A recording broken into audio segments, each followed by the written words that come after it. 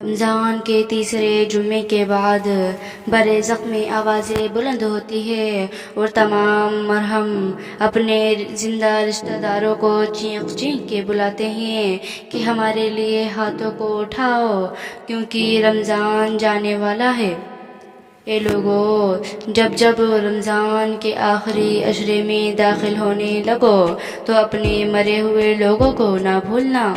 ان کی مغفرت کے لیے نئے کپڑے لے کے مساکین میں تقسیم کرنا یا ان کی نیت سے روزہ افطار کروانا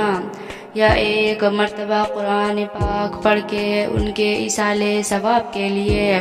ہدیانہ، کیونکہ جو اولاد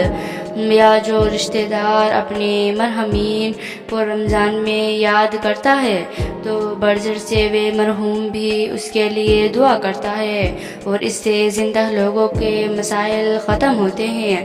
دعائیں پوری ہوتی ہیں، کیونکہ اللہ برزر سے کی ہوئی والدین کی دعا، رشتہ داروں کی دعا کبھی بھی رد نہیں کرتا۔ لیکن جو زندہ انسان رمضان میں بھی اپنی خواہش میں مصروف رہتا ہے تو فرشتے اس پر لعنت کرتے ہیں، اے زندہ انسان، عنقریب تو بھی مٹی تلے دفنایا جائے گا۔ آج تو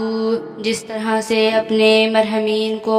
بھول کے بیٹھا ہے، تیری اولاد بھی تجھے بھول جائے گی، پھر تو بھی اسی طرح برزخ میں چیختا رہے گا۔